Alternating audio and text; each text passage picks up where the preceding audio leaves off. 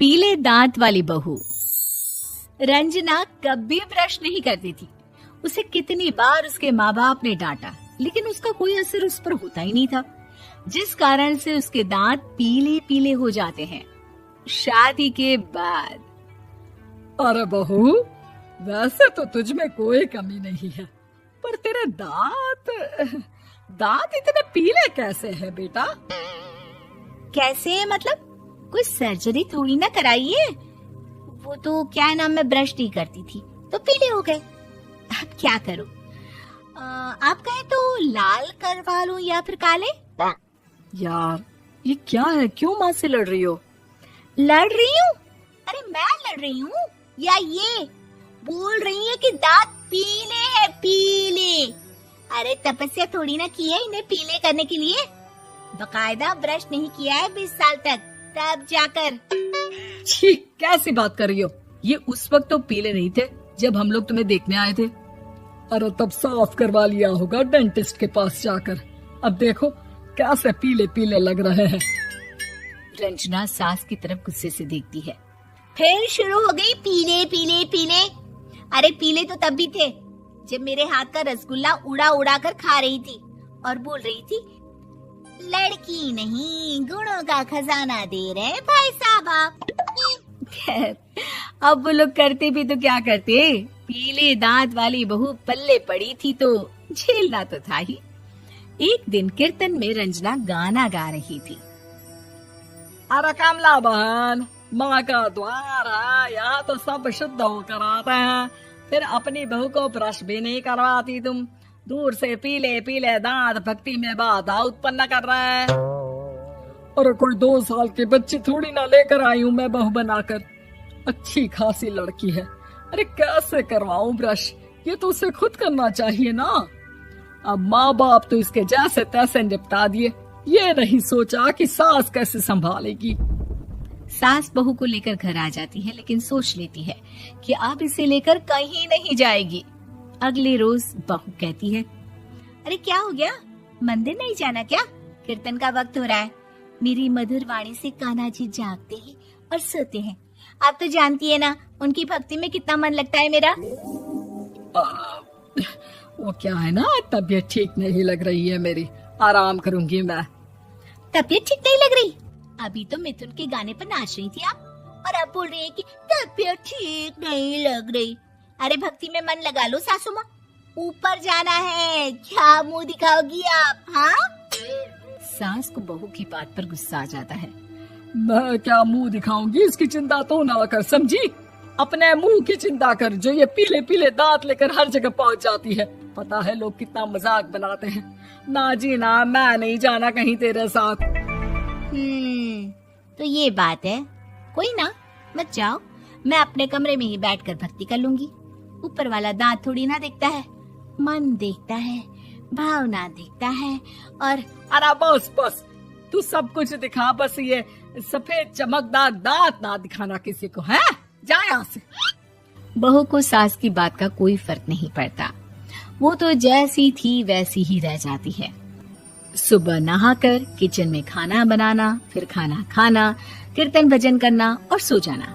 एक दिन, माँ जी मैं सहेली के घर जा रही हूँ, शाम को लेट आऊंगी। हाँ हाँ तो जाना, मैंने कौन सा तेरी आरती करनी है घर पर बैठकर। रंजना सहेली के घर जाती है, जहाँ वो पार्टी में जाने की तैयारी कर रही होती है। अरे शिखा, कहाँ जाने की तैयारी कर रही है? मैं गलत वक्त पर आ गई क्या? अरे नहीं यार, उल्टा सही वक्त पर आ गया। मैंने ये साड़ी और ज्वेलरी निकाली है यार, शाम को इनके ऑफिस की एक पार्टी में जाना है। बताना कैसा लग रहा है ये सब? नहीं यार, इस ड्रेस के साथ तो वो वाली ज्वेलरी अच्छी लगेगी। हाँ हाँ सही बोल रही है, मैंने ध्यान ही नहीं दिया। वैसे तो हमेशा से मस्त फैशन सेंस रखती है। तो बड़ा जाती होगी ना पति के साथ पार्टी में।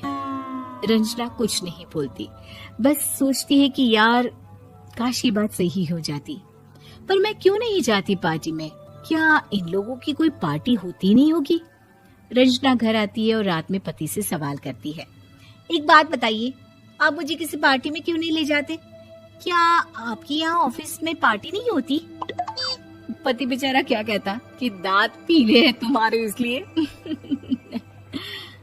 अरे कोई पार्टी होती नहीं हम लोगों के ऑफिस में, तो कहाँ से लेकर जाऊं?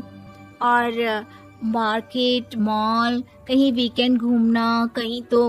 अरे यार सारे हफ्ते में एक छुट्टी मिलती है, तो सोचता हूँ कि आराम ही कर लूं। क्यों? रंजना मन मार के रह जाती है। पहले कभी सास के साथ मंदिर जाया करती थी, लेकिन वो भी सास ने ले जाना बंद कर दिया। घर बैठी बैठी रंजना बोर हो जाती है। तभी उसे आइडिया आता है और वो मायके जाने का सोचती है। सासू माँ, 2 दिनों के लिए मम्मी के घर जा रही हूँ। अच्छा ठीक है, आराम से जा।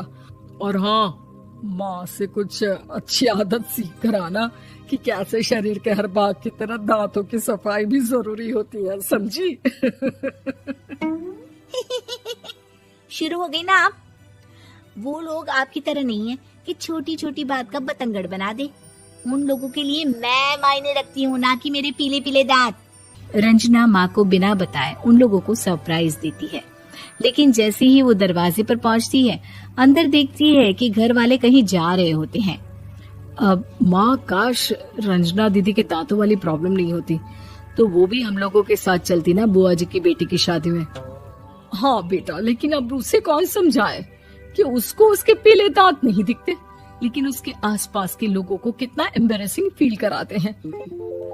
मुझे तो कितनी बार उसके स्कूल की टीचर ने शिकायत की कि उसके साथ कोई लड़की बैठना भी नहीं चाहती, और ना ही कॉलेज में कोई उससे बात करना चाहता था। लेकिन पता नहीं क्यों उसे ये बात समझ में ही नहीं आती। कोई कमी नहीं है उस लड़की में, बस यही कि दांत पीले हैं। वो तो भला हो जीजा जी और उनकी माँ का, जो दीदी को जैसी है वैसे ही रखा हुआ है। रंजना को अपने घर वालों की बात सुनकर बहुत दुख होता है। वो सोचती है कि वो क्या करे, लेकिन फिर वो सीधा डेंटिस्ट के पास जाती है, अपने दांत चमकाती है और कसम खाती है कि वो रोज ब्रश करेगी। अरे क्या हो गया? तुम तो 2 दिनों के लिए गई थी ना, पर कोई ना, अच्छा है, चलो आ गई तो। रंजना सास के सामने आकर खड़ी हो जाती है और पूरी स्माइल करती है, उसके चमकदार दांतों को दिखाती हुई। है? चले मंदिर। माँ, मुझे माफ कर दीजिए, मैंने आप लोगों को बहुत एम्बैरेसिंग फील करवाया। मैं आज से रोज ब्रश करूंगी।